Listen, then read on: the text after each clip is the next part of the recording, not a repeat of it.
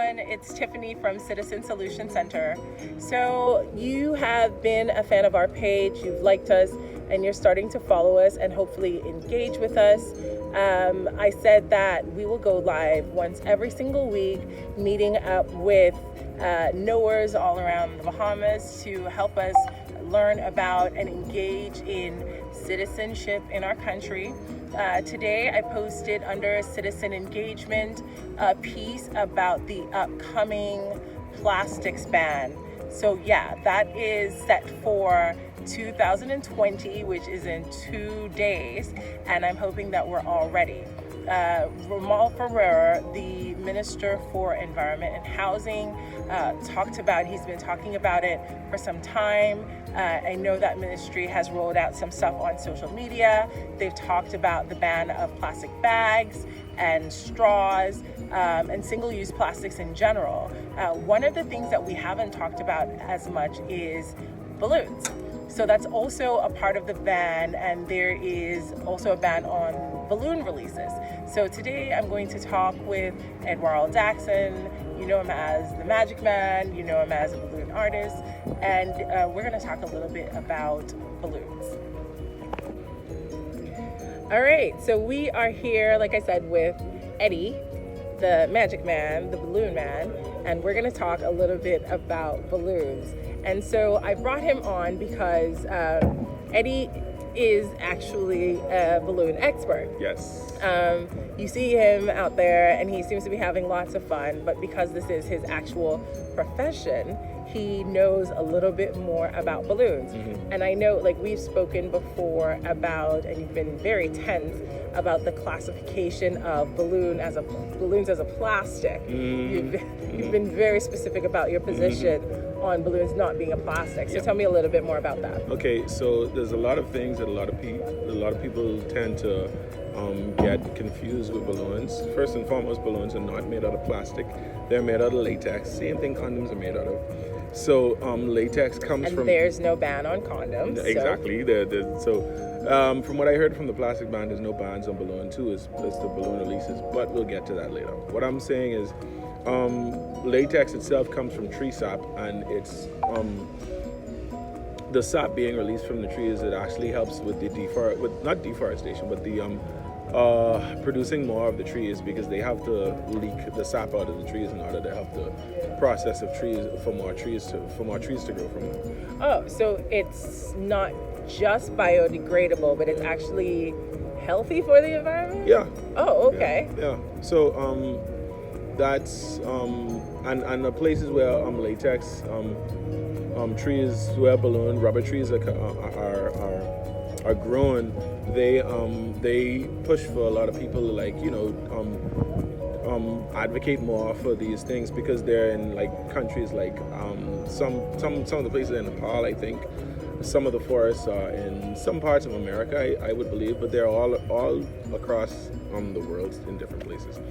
But and the way and even down to the process that it takes to make the balloons are all like they never come out in the colors. Like, you have to dye them in different dyes, but all the dyes are natural. So because you are using how I make balloons, like, people play and interact with balloons, so you don't want any harmful agents in the balloons. You know what I'm saying? So like non-toxic dyes. Yeah, it's completely non-toxic. Yeah. Okay. Yeah. So do you happen to know offhand how long it takes balloons to decompose or disintegrate? I personally don't know those things, but I have been doing research alongside with people. It's the organization that I've joined, the Pro Environmental Balloon Alliance. They have a link on Facebook. I don't know I hope you link it to the video. I will link PEBA, PED.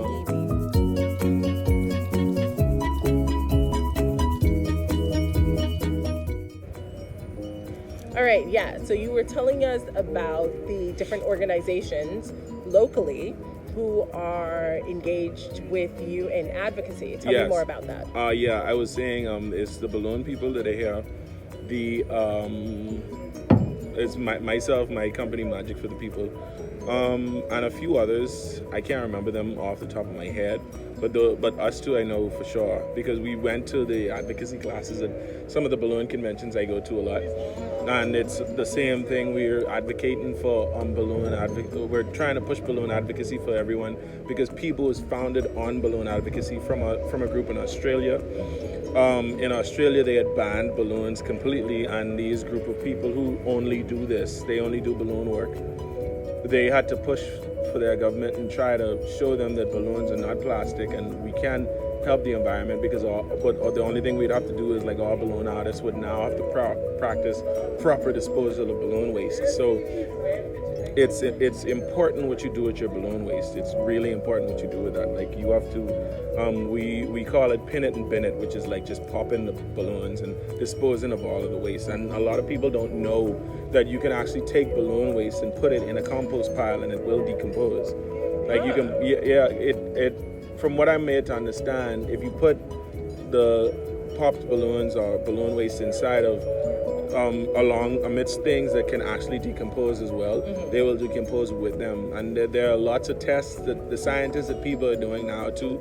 Like people are like doing their own researches on it. Like you have people who are burying them in soils, different types of soil, checking them in water.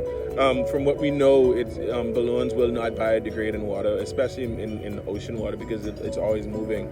So it needs to be in like some organic soil type material to help it decompose. Okay. And that's why like things like the fishes and the turtles and everything, they would eat those and they could die from them. So we're pushing for everyone's saying no more balloon releases, and the plastic ban is also put in that there will be no more balloon releases, which we fully endorse. We're fully down for that because when a balloon is released, you don't know where it's going to end up once it is popped. So it could land up in the ocean, it could land up in somewhere that it's not supposed to be where it won't decompose. So we're totally for banning the whole balloon release thing because we've been pushing that. There have been posts upon posts from people who are individual balloon artists, everyone. They've been doing all these things and saying we have to get the news out there that this is what we stand for. And a lot of people have changed their policies. No one's giving out any balloons for releases anymore. There's even been situations where people have asked me personally if I would supply them with helium balloons, and the first thing we'd ask is what are you going to use them for? Because if it's for balloon releases, we're not giving them to you. Okay, so it's fair to say that there's not just been a local misconception of what balloons are and how balloons can be used and how they decompose. There's been an international issue. Yes. And Australia seems to be at the forefront of it. Okay, that sounds great. And so you're saying that there's a group of local professionals who are also advocates in this space, who also endorse the ban on the release of balloons into the atmosphere, because while we know that these balloons are biodegradable and they can become compost and can become again a part of the soil and a part of the environment, what we also know is that that doesn't happen in water and can actually be detrimental to aqua life, marine life, Okay, so that's really interesting. So you told us a little bit about the way you learned that you should be handling balloons. Why don't you tell us a little bit more about what we should be doing, what we should and shouldn't be doing with our balloons, starting with, okay, I do want helium balloons. I'm having an event. Helium balloons actually work really well in this space. How should I manage helium balloons if I still want them? Well, what I would recommend is there are a lot of people. There are a lot of people who take the cheap way out, what I like to call it. They would not hire a professional who's been instructed in the ways on how to deal with balloons, because everyone just thinks it's just simple, blow up the balloons and hang them someplace. It's not that simple because they're not taking all these things into consideration. Because if a person who just bought a helium tank fills the helium up with balloon and then gives it and then leaves it someplace and then lets it fly away or whatever, they're putting our jobs at risk. So what I like to say is like hire someone who's a professional, like Cecile Bethel at the Balloon People, for example. She's been educated educated on how to properly dispose of balloons, on how to properly place them. If you're gonna have an event outdoors, you should know that outdoor events are not meant for balloons that are filled with helium. Not anymore. Not at this crucial time, because if they get released, then it could be a problem, and now you can get fined for it. So I don't think most balloon artists are going to be decorating with helium balloons in outdoor events anymore. They're going to be air-filled balloons. There are lots of air-filled balloon options that you can use. In terms of if you need to use helium for an event, we recommend that they be indoors, or if they have to be outdoors, you would please hire someone who knows what to do, because they can securely tie them to things in the way that they won't get away. And they're filled with things to keep them inflated for an amount of time. I used to work in a decor store, and that's what we used to do. We would fill the balloons up with this thing that would coat the inside of the balloon to keep the air in it. It wouldn't stop it from popping, but it would keep the helium in there for a much longer time. I think some companies use that, like if you get balloons inflated a few days ahead. Yeah, they would do that. Yeah, it's a product, I think it's called High Float. Okay. Yeah, and it coats the inside of the balloon, which makes it more important for them to be disposed of properly, because that is just another layer. It just adds another layer to the balloon on the inside. Gotcha. So that has to definitely be properly disposed of. So those are things you're taking into consideration. Please consider using air-filled balloons instead of helium. You do not have to have helium balloons, especially if it's an outdoor event. Hire someone who knows exactly what they're doing with it. What else? If you're going to use balloons on your own, try your hardest to not give them to kids where they can let go of them and they just get released in the air or anything like that. Dispose of them properly, pop them and throw them in the garbage. I've heard, I don't know how far along we are with getting our own landfill, because I heard the landfill is going to be redone. That's a topic for another day. But we're doing all kind of things to try and push people to these safer solutions, and it would be best if you would just hire someone who knows what they're doing. Okay. It's everyone, and again, I have to say it, a lot of people think it's just blowing up a balloon and just letting it hang. It's not that simple. There's a lot of factors to consider, and now that our jobs are on the line because it's not just our country that's doing plastic bans, it's everywhere in the world now. Right. So this is a worldwide thing, and we can't keep putting our jobs at stake. Even though I'm just a twister, I just do balloon twisting, but I still have to do these proper practices because I have my own bins. I strap to my belt that whenever I pop balloons off, I put them in there and I dispose of them properly and everything. So there's a lot of these things to take into consideration, and there are even people I've met at conventions that they have ways of using their balloon waste. They don't just throw them away; they turn them into things. There's one guy who made the keychains. He made a keychain thing to strap to his phone.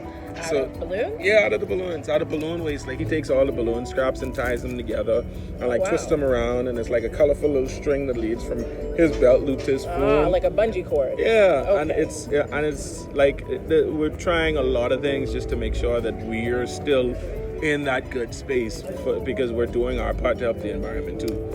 See, that makes perfect sense. Okay, on that same note, are there specific types of balloons? Because we know there are always categories of different products.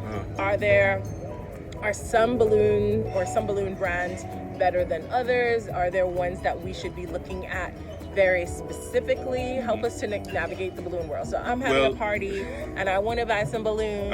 How should I figure out what is best, cost effective, will give me the same impact, but is still a very environmentally friendly solution? Okay, the best balloons I can swear for are balloons that are branded by Qualitex, Batalitex, and the new company Gemar. It's an Italian-based company whose balloons I use. They make their own balloons now, but all three of these organizations have joined different organizations for balloon advocacy, PIBA included. They have changed some of the things that they did to the balloons to make them more biodegradable, more environmentally friendly. Though they can be spoken for 100%. like, don't buy the $1.50 balloons. Don't buy $1.50 balloons. Don't buy the little bag. It will cost like $3. What they say? Why not? Because it has a lower degree of latex. Like it's like buying a cheaper condom, and you don't want to buy a cheaper condom. Or gold. Let's say gold. It's like buying cheap gold. So it's like the difference between like 24 karat and gold plated. Yes, I mean it will, balloons will cost you some money, but if you're looking to take the environment into consideration, you have to take those you have to consider these things too. Also, from what I've learned from being in a decor store, some of the cheaper balloons don't do well with helium sometimes, like the pressure it takes, because whenever you're doing helium, there's some machines that blow them with a certain amount of pressure, and it can't take the pressure to pop. So, and then in some instances it will fill up, but after a while, even if you coat it, it'll still pop. Okay. So you have and all of the balloons that we use professionally, like Qualitex, Petaletex, Gemma, they're made with a certain tensile strength to be able to take whatever pressures that you put on it. Got you. So that's why you can use those balloons to whatever. That's why a lot of people, whenever they say they're learning how to do balloons, every time they try to learn, they get one cheap little and they always pop. And they always pop. It's not just you not knowing what to do. It's mostly sometimes the quality of the balloons. I think I've tried that. And I was very unsuccessful. Yep. That makes perfect sense. It's a quality of balloons. Just get the Mylar balloons, what are like the foil balloons, you can use those, but again, you have to take into consideration like the environment, because foil is not biodegradable. So if that gets released into the air, and on top. So you talked about Mylar. Mylar balloons are the ones that you get when it's like your birthday, and it says like 17. Yeah, let's go. 17 and the 1/7. Like those a are 1 and Mylar 7. balloons. Yeah, and the ones that have like it'll have like different designs on it, like I love you, like a heart and a teddy bear. Those things. Then like Superman, Power Rangers, all those things. Yes. Those are those foil balloons. You don't want to use those with helium like that unless it's indoors again, because aside from them not being biodegradable, a lot of people don't know this, but if that gets released accidentally and it touches the power line, it could short out the whole thing, because it's foil, it's metal. Foil. Yeah. Okay. And that has happened in places around the world, and that is a very dangerous thing. I think some countries have actually outlawed foil balloons being filled with helium on outdoors. So if you're gonna get those like on a stick, or get them filled with air and have them on a centerpiece or something like that. But don't you can't do those with things. But those are the three. How do we dispose of foil ones? Back in the trash? Just back in the trash. Just throw them in the trash. So, but they are not biodegradable. They're not, because they're foil. So those probably have to be like recycled into something. Yes. All right. So we are not fans of Mylar balloons, even though they look good and they tell people you can use them indoors. Don't use them outdoors. Well, even though they tell people how old you are, they are not good for the environment because they don't recycle as well as the latex ones, or they don't recycle. They don't decompose. So you definitely have to go an extra mile to get them recycled. Yeah. And we're working on being more sustainable and more environmentally conscious about our habits. All right. So is there anything else you want to share about balloons with us? I guess that's pretty much it. Like, just all I want to do is like push for people to try and really practice proper safe balloon usage. Like I said already, because it's a thing. It is a thing. Proper and safe balloon usage is a thing. Yeah. So backtracking, we are going to securely dispose of our balloons.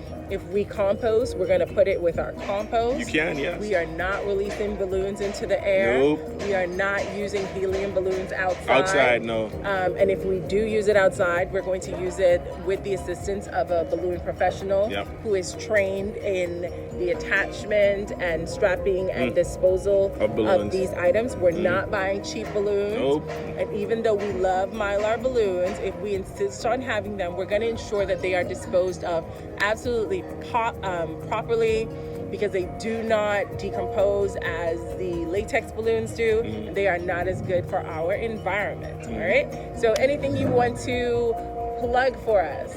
I'll just plug my company, Magic for the People. I do balloon twisting. I'm a magician as well. Then there's the balloon people. I have to push them. And who else I know is do balloons? Candy Clowns, I know. Bridget Flowers, they do balloons too. But we're all practicing proper balloon techniques and how to dispose of them properly, because it's our environment and we got to take care of it. So we got to do the best we can to make sure that we're okay, not just for the sake of our business, but for the sake of the planet too. All right. So, yeah. So thank you, citizens, for engaging with us today. Thank you for sharing in our posts, engage, and share with everybody else. And I will see you next week on our next Citizen Solution.